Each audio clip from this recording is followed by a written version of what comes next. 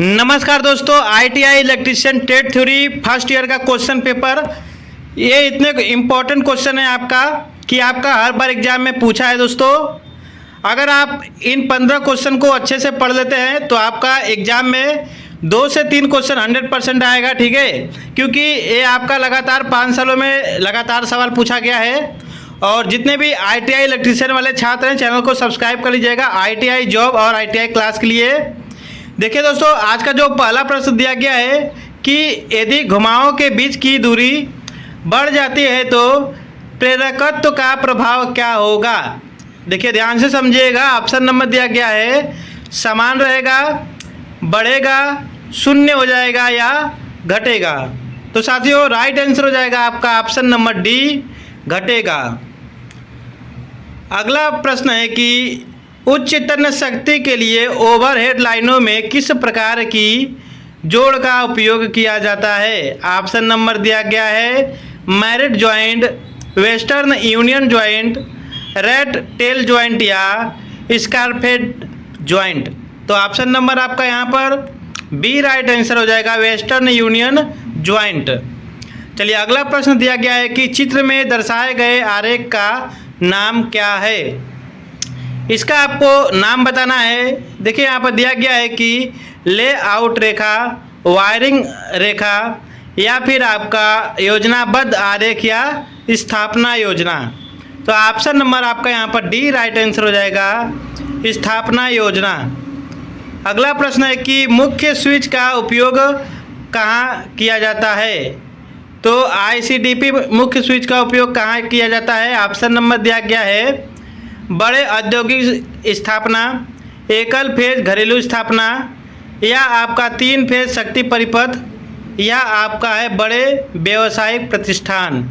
Option number B आपका right answer हो जाएगा, एकल फेज घरेलू स्थापना। अगला प्रश्न है कि समांतर में जुड़े प्रतिरोधों की संख्या R1, R2 और R3 के समतुल्य प्रतिरोध RT का सूत्र क्या है। देखिए यहाँ पर ये क्वेश्चन लगातार आता है। यहाँ पर इसका जो राइट आंसर होगा ऑप्शन नंबर ए होगा, 1/RT बराबर हो जाएगा आपका 1/R1, 1/R2 प्लस आपका 1/R3। ये जो है आपका राइट आंसर हो जाएगा। अगला है कि विद्युत की मात्रा की इकाई क्या है। ऑप्शन नंबर दिया गया है ampere by second, volt by second, coulomb या महो। तो option number C right answer हो जाएगा, कूलम्ब। अगला प्रश्न है कि इलेक्ट्रोलिसिस के दौरान कौन सा भाग अपना वजन कम कर रहा है। ऑप्शन नंबर दिया गया है यहाँ पर विभाजक, एनोड, विद्युत अपघट्ट या कैथोड। तो ऑप्शन नंबर आपका बी राइट आंसर हो जाएगा, एनोड। अगला प्रश्न है कि व्हीटस्टोन ब्रिज में गैल्वेनोमीटर से विद्युत धारा कब प्रवाहित होगी। ऑप्शन नंबर दिया गया है शॉर्ट सर्किट स्थिति में, ओपन सर्किट स्थिति में, असंतुलित स्थिति में या संतुलित स्थिति में। ऑप्शन नंबर डी आपका राइट आंसर हो जाएगा, संतुलित स्थिति में। अगला प्रश्न है कि ओवरहेड वितरण लाइनों के लिए कौन से कंडक्टर का उपयोग किया जाता है। ऑप्शन नंबर है bare conductor, insulated solid conductor, 2 core cable या आपका इंसुलेटेड कंडक्टर। ऑप्शन नंबर आपका ए राइट आंसर हो जाएगा, बेयर कंडक्टर। अगला प्रश्न है कि थर्मल ओवरलोड सुरक्षा के लिए सुरक्षा के लिए सर्किट ब्रेकर में किसका उपयोग किया जाता है। ऑप्शन नंबर है कोई बोल्ट कुंडल नहीं है या द्विघात पट्टी, चुंबकीय प्रतिकर्षण या यांत्रिक कंपन।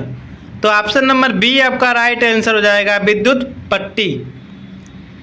अगला है कि गुरुत्वाकर्षण के नियंत्रण के साथ प्रदान किए गए उपकरण का उपयोग करने की स्थिति कौन सी है।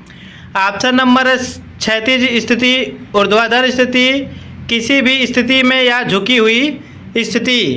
तो ऑप्शन नंबर आपका बी राइट आंसर हो जाएगा, ऊर्ध्वाधर स्थिति। अगला प्रश्न है कि आपका 500 वाट लैंप द्वारा 5 घंटे की खपत की गई विद्युत ऊर्जा की गणना कीजिए। तो ऑप्शन नंबर दिया गया है 1.5 यूनिट, 2.5 यूनिट, 1.0 यूनिट या 0.5 यूनिट। ऑप्शन नंबर बी आपका राइट आंसर हो जाएगा 2.5 यूनिट। अगला है कि ट्रांसफार्मर में कोर लॉस का निर्धारण कैसे करें। ऑप्शन नंबर है अनुपात परीक्षण, आवेग परीक्षण या आपका शॉर्ट सर्किट द्वारा परीक्षण या ओपन सर्किट परीक्षण। ठीक है, ऑप्शन नंबर आपका यहाँ पे डी राइट आंसर हो जाएगा, ओपन सर्किट परीक्षण द्वारा। अगला है कि चित्र में दिखाए गए मीटर का क्या नाम है, इसका नाम बताना है। ऑप्शन नंबर है आपका एसी और DC multi range volt meter या एसी मल्टी रेंज एम्पियर या DC multi range volt meter या आपका एसी और DC multi range ampere. Option number आपका ए राइट आंसर हो जाएगा, एसी और DC multi range volt meter. अगला है कि आपका एल श्रृंखला प्रकार के एमसीबी का अनुप्रयोग क्या है। ऑप्शन नंबर है आपका हैलोज लंप, वातानुकूल या आपका गीजर या लोकोमोटिव। तो ऑप्शन नंबर आपका यहाँ पर सी राइट आंसर हो जाएगा, गीजर।